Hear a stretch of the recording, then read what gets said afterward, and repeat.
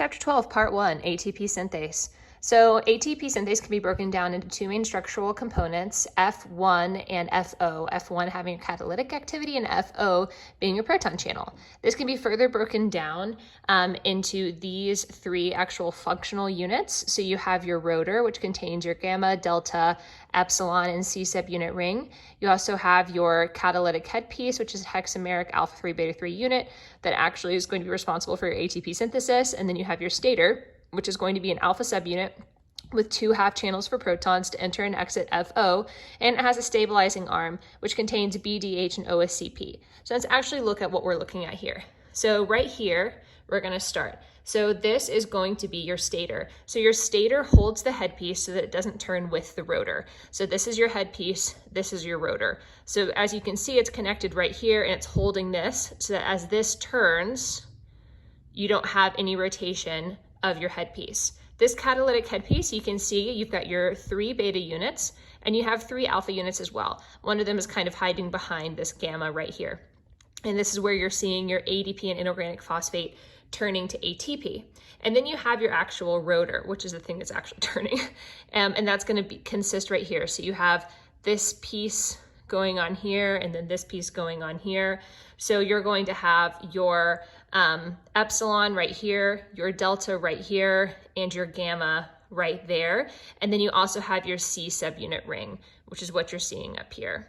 So all of this is going to operate together in order to create ATP.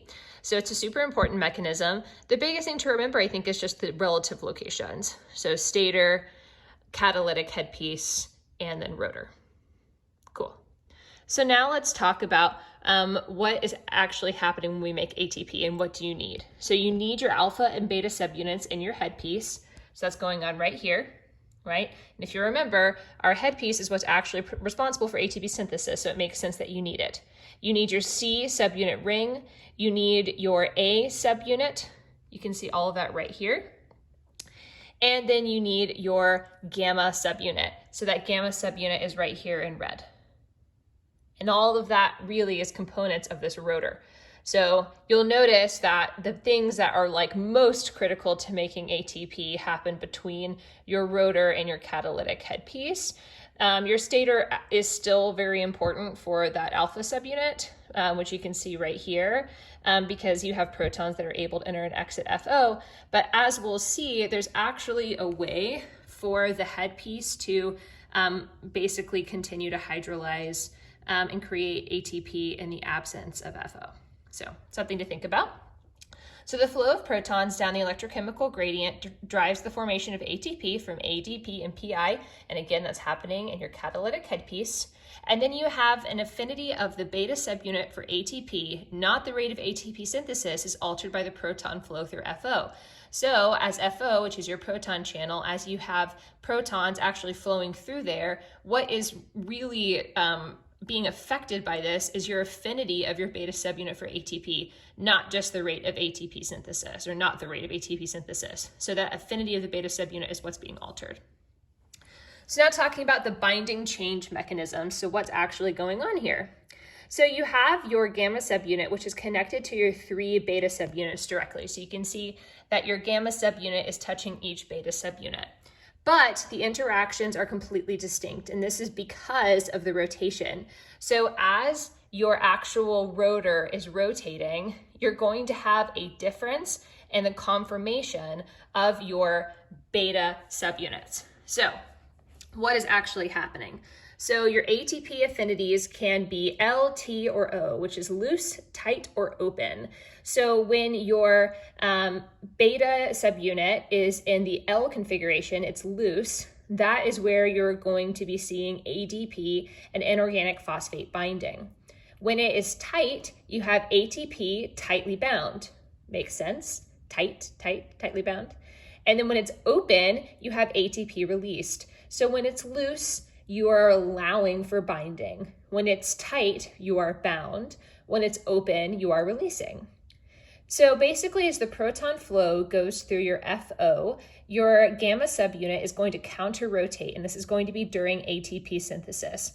And when you're using FO, the beta subunits are going to go in this order for their conformational changes. LTOL, which I remember by saying laughing tactfully out loud. Like if you're at like a show or a movie or something and like you're trying not to laugh out loud super obviously, so you're laughing tactfully out loud through FO. So one full rotation is going to generate 3 ATP. After about 120 degree rotation, so obviously this is going to be happening 3 times in order to get the full rotation, you're going to have your B2 loose converting to B2 tight, which is going to shift the equilibrium towards ATP formation. So you're going from ADP and PI binding to actual production of ATP and then the tightly bound ATP. Then your B3 tight is converting to B3 open. That is releasing that ATP molecule. And then you have your B1 open converting to B1 loose, and that's shifting that equilibrium to ADP and PI binding. And you have to think about it like this is happening all simultaneously. So at any given point, one of these is going to be open, and it's going to be allowing the release of ATP. One of them is going to be loose, and it's going to be encouraging the binding of ADP and inorganic phosphate. And then one of them is going to be tight, and it's going to have that ATP bound, and it's going to rotate like that.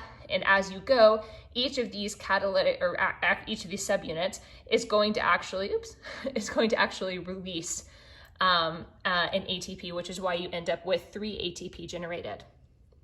So a couple extra things.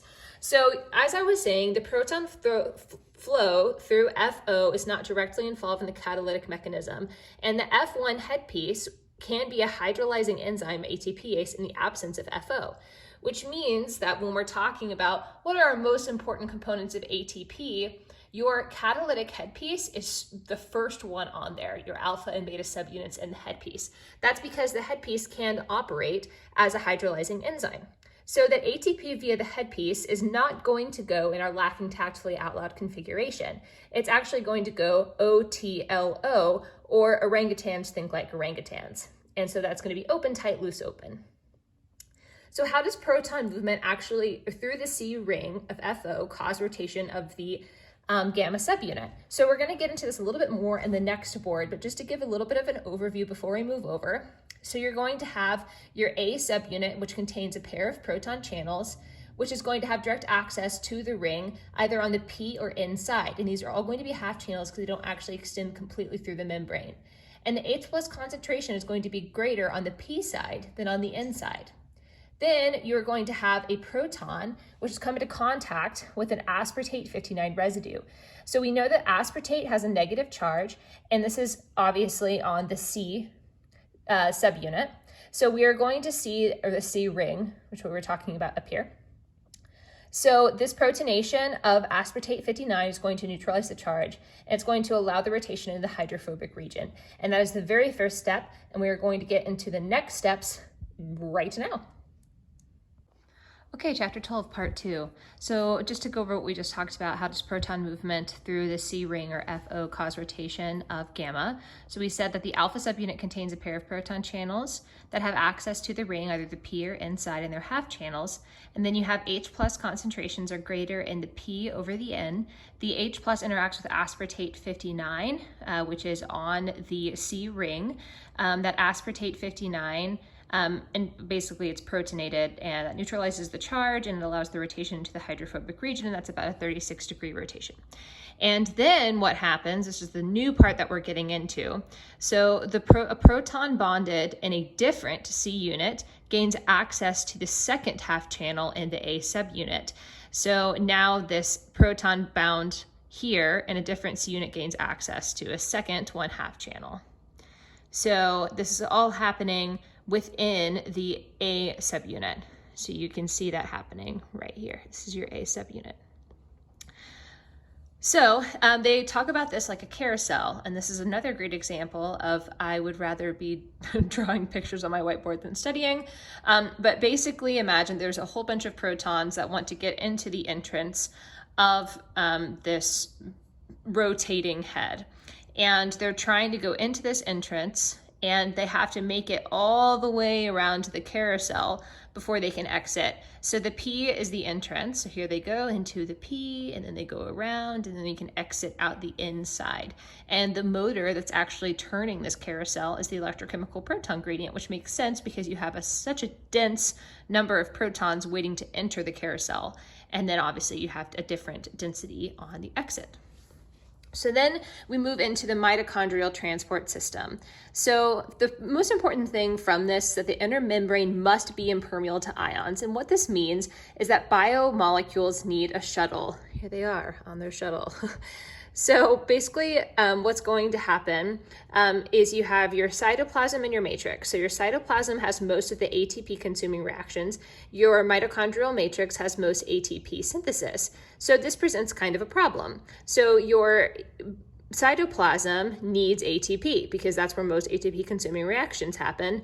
But your matrix, your mitochondrial matrix, needs a flux of ADP and an organic phosphate in order to synthesize ATP. And so we need these shuttles to bring them back and forth because the inner membrane is impermeable to ions. So basically what's going to happen is you have two translocase proteins in the inner mitochondrial membrane that are able to facilitate this movement. So you have ATP-ADP translocase, which is going to give you one ATP for an ADP, and you have phosphate translocase, which is one inorganic phosphate and one H plus going into the matrix. So your ATP-ADP translocase is an antiporter, and your phosphate translocase is actually a symporter or an antiporter. So let's start with ATP-ADP translocase.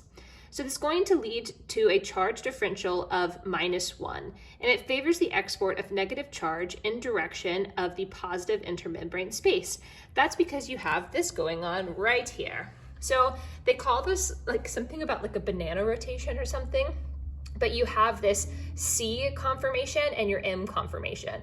And the fact that you have a conformational change is one of the differences to remember between your different translocase proteins. So your ATP and ADP has this conformational change from C to M. This is your ADP-ADP dimer. So ADP goes in, then ATP comes out, like so. So something to remember for two different things that can inhibit this. You have atractyloside, which binds to your C state and blocks ADP binding, and you have bongkrecic acid, which binds to the M state and inhibits ATP. So two different things to remember. A, atractyloside, B, bongkrecic acid, C, and then M. It's all kind of in alphabetical order for what it's going to affect. So now let's talk about your phosphate translocase, which is going to be a symporter or an antiporter. And unlike your ATP-ADP translocase, which does have conformational change, your phosphate translocase does not. It functions more like a channel. So we really talk most about how it functions as a symporter. So as your symporter, you're going to have H2PO4, which is the negative inorganic phosphate ion, going into the membrane along with an H+, so along with that proton coming from P to N. Now you can also have that inorganic phosphate negatively charged ion coming in while an OH- is going out, and that's going to be your antiporter. But for the purposes of calculating kind of what's actually going on, we like to say that we get one H+ from P to one H+ going to N for every inorganic phosphate that's going to be imported. So every time we get an inorganic phosphate, as you can see, we get a hydrogen coming from P to N. So that is this board, and then we're going to move on to more of this in 1 second. Okay, chapter 12, part 3. So here we have a little bit of an overview. You have our phosphate translocase, and then you have our ATP-ADP translocase. So this is obviously our ADP-ATP, and then this is our phosphate translocase. So this is our inorganic phosphate that is going to move all the way over to our whole unit here, our ATP synthase complex. And then you have an ADP that's going to end up at our ATP synthase complex. You're going to have 3 H+ that's going to be shut out so that we end up having 4 H plus into the matrix. One of them was carried over with that inorganic phosphate from our phosphate translocase, and you're going to have that ADP and PI turn into ATP, and then that ATP is going to go back through our ATP ADP translocase, and that is going to shuttle all of that through, and that is that entire mechanism. So the cytosolic NADH transfers the electrons to the matrix via the shuttle. Cool. So what shuttle? Malate aspartate shuttle and the glycerol 3-phosphate shuttle. So first we're going to talk about the malate aspartate shuttle. So it's going to be reversible. It's primarily in liver cells. So it's going to use cytosolic malate dehydrogenase and mitochondrial malate dehydrogenase. So the cytosolic malate dehydrogenase is going to reduce oxaloacetate to form malate, and then that's going to be oxidized back to oxaloacetate with the mitochondrial malate dehydrogenase. So the inner mitochondrial membrane contains an antiporter, which is basically going to take malate for an alpha-ketoglutarate, and that is going to have an electron pair on NAD+, which is then going to be turned into NADH, which is then going to enter the electron transport system, which is going to produce about 2.5 ATP, which you'll see with our glycerol 3-phosphate shuttle, you don't quite get that much ATP because this is going to be using your complex 1. So that complex 1, if you'll remember, yields more ATP than if we skip complex 1 and end up using complex 2. So basically the 4 steps for our malate aspartate shuttle. First, we're going to reduce oxaloacetate and we're going to form malate NAD+. Then that malate is going to go to the mitochondrial matrix and we're going to form oxaloacetate and NADH and H+. Then we're going to have 2 transaminations. So one of them is going to be a transamination of oxaloacetate, which is going to form alpha-ketoglutarate and aspartate. And then we're going to have another transamination of aspartate in the cytosol because in step 3, we've actually had a shuttle. And then we are going to form oxaloacetate and glutamate. So then we have glycerol 3-phosphate shuttle. So this is a different shuttle. So this is going to be used primarily by muscle cells. And it's going to be electrons from NADH into the mitochondrial matrix using FAD. So this is going to use coenzyme Q, not complex 1, as we saw in the malate aspartate shuttle. So here we are going to have 3 steps because this one's a little bit simpler.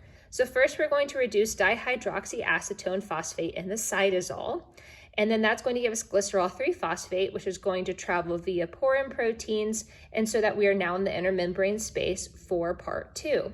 So now we are going to reoxidize the glycerol 3-phosphate to go back to dihydroxyacetone phosphate, and we are going to have 2 electrons transferred to FAD.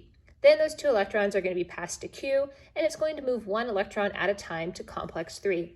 So glycerol 3-phosphate shuttle. So as you can see, this is a way smaller looking as a shuttle than that bus, which means that it's going to be faster. It's a little bit less complex because a car is less complex than a bus, but it's going to produce fewer ATP. You get about 1.5 ATP for NADH versus up here, you're getting 2.5 ATP.